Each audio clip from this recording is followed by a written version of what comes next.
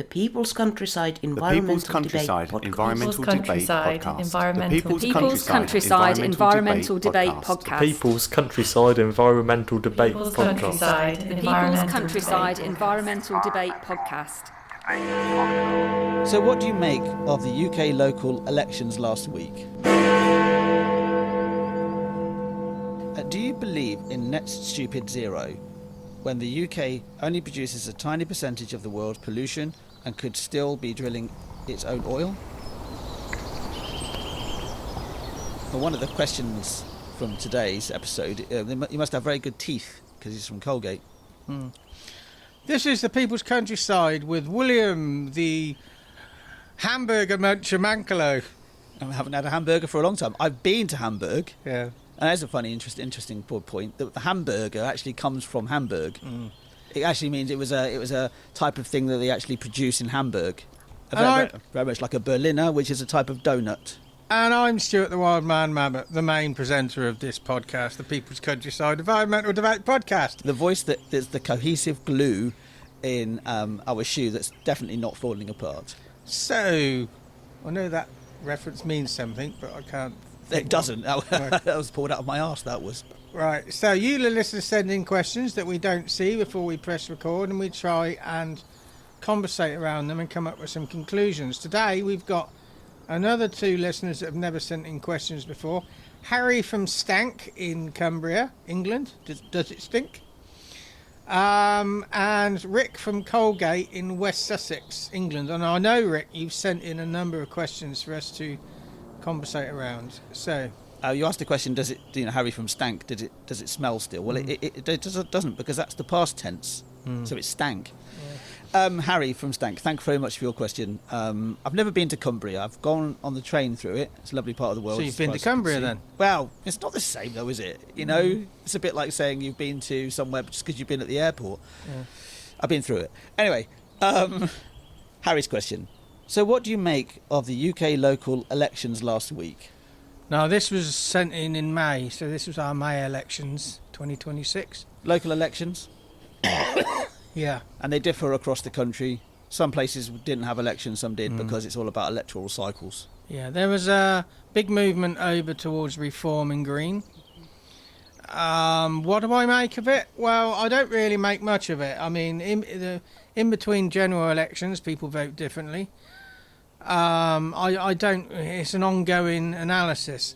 I'm not saying people are saying that they want to get rid of Starmer or Labour. That's just how they voted. What I would like to see in a masochistic kind of way, I'd like to see reform get in, and it would make people realise they can't solve the problems any more than anybody else, and just reveal them for what they really are. I think it will put that party to bed then. Now, it may not be the ideal thing letting them get in because they destroy the country, in my view. But I just think if that's what people want, let them have it. And then Harry from Stank, let them enjoy the stink. I have nothing really to say on the local elections. Our local representative. I don't vote, so I don't give a shit, frankly. Our local representative stands on a platform of anti-LTNs and all that sort of stuff. Who's your local? Saj Malik. Saj Malik, yeah. He's an independent, isn't he? He is an independent, and I've found out some interesting information about him, which I'm not going to share on the podcast. Oh, yeah, well, I think a lot of us know these interesting bits of information, but there you go. Exactly, yeah. But, because I don't want to this is not a political podcast, and I'm not going to make a political point, apart from, is a political point saying the local elections really don't mean anything to me. And generally, general elections, well, I vote. I put my voice out there with one vote. Does it make a difference in the end? Okay, Rick from Colgate, West Sussex, England. What's his question? Well, he's got the best, shiniest teeth in the world. Other brands are available, by the way. This is not sponsored by Colgate. So Rick's question then, do you believe in net stupid zero, when the UK only produces a tiny percentage of the world's pollution and could still be drilling its own oil? How is that inspiring large-scale polluters to make a change? This sounds like a reform voter. Net stupid zero. That's what Reform call it, isn't it? I would imagine so. Yeah. No, but they do. Every time somebody stands up in Parliament for from Reform, it's their phrase. It's it's what they live by. I don't believe in net stupid zero. I believe in net zero. I don't think there's anything stupid about it. I think the way we're going about it is a bit daft. I would concede. It says here we only produce a tiny percentage of the world's pollution. I agree. We only produce, but it's what we consume as well. We our figure should include what other countries produce, the pollution they produce to produce the stuff we want. Is that included in that figure? I bet it isn't. And also we could be drilling our own oil. And this is a very interesting point. How is inspiring large scale, how is doing the right thing in this country inspiring the large scale polluters? Well, like people say China and stuff, and America. When this was all touted around, it was saying we have to do the right thing because it would be a stepping stone to inspiring other people. That stepping stone is a big step. It's not going to be an overnight thing. But there is a question we need to ask, regardless of environmentalism. In life, you do the right thing. And a byproduct is you could inspire other people to do the right thing. But actually doing the right thing is about doing the right thing, regardless. Just some thoughts there. My initial thoughts, because I haven't seen this question, so I haven't prepared. Yeah, how is that inspiring? What stuck out to me here is how is that inspiring large-scale polluters to make a change? Inspiring is an interesting word you've used there. Because those large-scale polluters they have money in mind, profit. And the only way, you don't inspire them, you restrict them through good. You try and leverage your influence. You leverage your influence, but you also...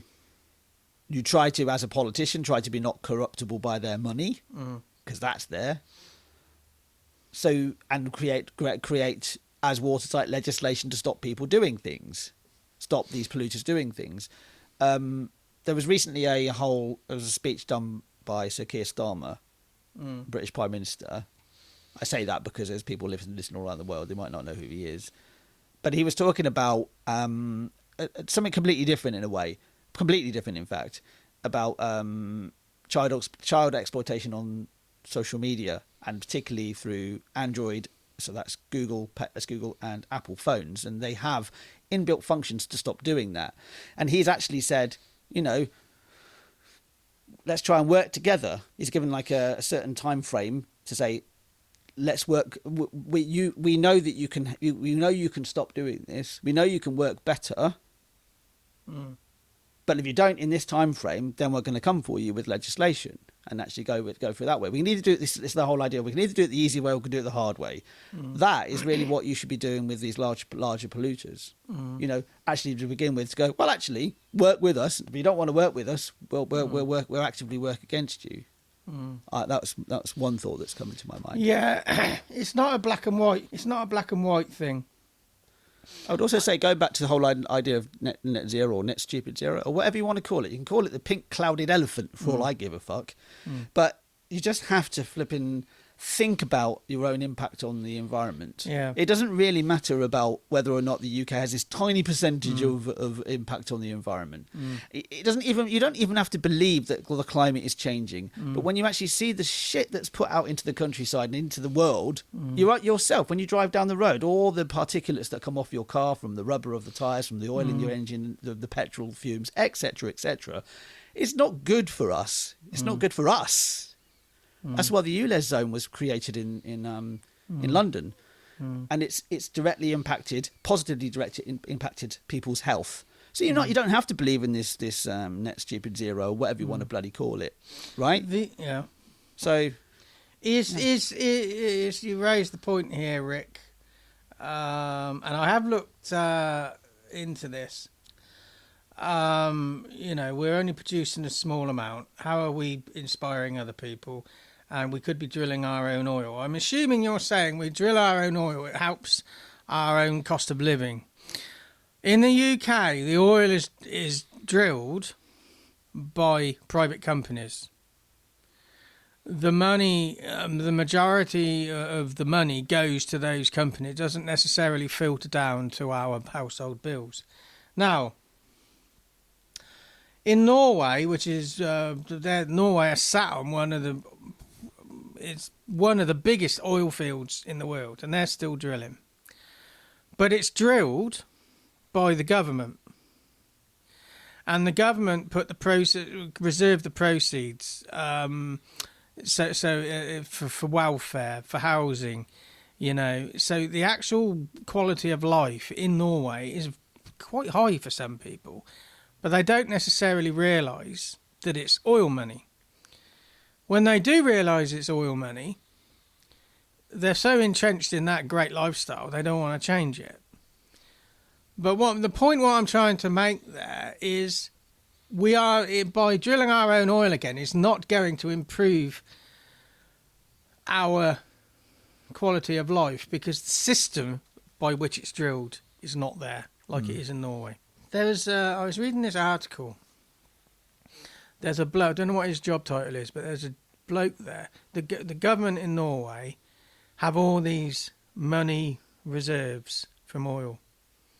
The interest rate that they're getting by investing it is higher than the money they are making from the oil. Right, okay. So that pot of money is so vast, it grows exponentially over and above the oil. And there's a bloke there whose job is to basically invest the government's oil money around the world to make that pot of money better for the Norwegian people. We don't have that system. No. So this drilling our own oil again is not the quick fix. No, and that does again sound like a reform point of view. The reform always seems to. Well, I think political parties always talk about these. But I think if you let reform in, like I said in the previous episode or previous question, letting them in would be a good thing, because people would actually realise they're no better. Also, earlier on this question, when we're discussing this question, you mentioned how the large polluters including China. Now, intriguingly, China is one of the biggest improvers, massively improve. Oh, absolutely. With they produce a lot of the wind turbines and they actually are one of the biggest users of wind power in the world. Yeah, now. I don't know the data. They might still be one of the biggest polluters, but they are definitely. But they're changing, aren't they? Oh yeah, but they alongside that, and I don't say this cancels out the pollution, but they are at the forefront of sustainable systems, developing new systems. But they easily out. I've got a chart in front of me from the Wikipedia article. Which I'll link in. True then. I'll link in the description. Okay. Well, with Wikipedia, it's an entry point of information. So I'll put it in the actual link. I'll put the link in the description so anybody can have a look at this. But when you look at this graphic in front of me, China produces almost half of all wind power generation in the world. That's how I would say it. United Kingdom is also very high up there because we've got a lot of natural resources, wind resources. We've got a very long coastline. Amount of times I've flown over the North Atlantic, the North Sea, and I've seen these wind farms offshore. That's what's producing. It's replacing the oil that we were drilling out of the ground. The big argument with our wind turbine system is, I think, up until relatively recently, we imported the blades, as it were, from Denmark, whereas we actually could make them here.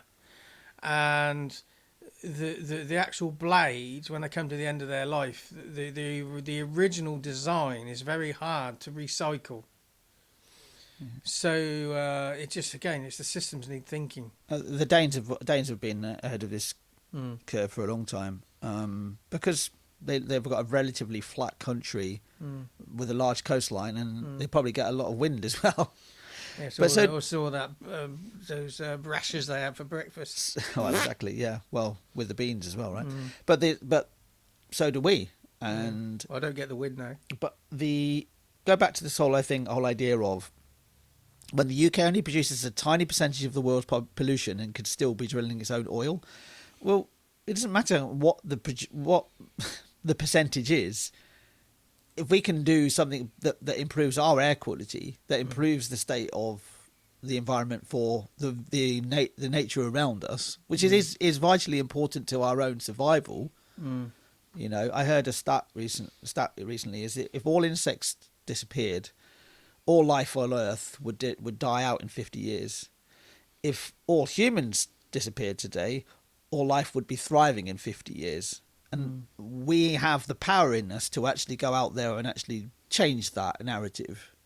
We can actually be a force for good in the world and actually improve the world. And considering how much green spaces and that type of thing are being encroached upon and getting destroyed anyway, because our population in some ways is out of control. We have the ability, we have the creative ability to actually make the world a better place. But right now, through our consumerism, through our partisanship between going, oh, I'm not going to vote for that guy because he's got a red hat on, not a blue hat on. I'm going to shoot that guy in the face because he's a different religion to me, or whatever excuse you want to use. We're not going to fucking get anywhere, are we? We made some accusations, Rick, that you might be a reform voter. You may not be, but what you have done is produced a very interesting question for us to talk around. We don't necessarily agree with some of the assertions, but we don't hate you. You're a listener. You sent in more questions. Hopefully you'll send in even more. But I want to leave you with this thought. If all the living things died out on Earth because the insects died out, would Sky still transmit Red Dwarf on a loop?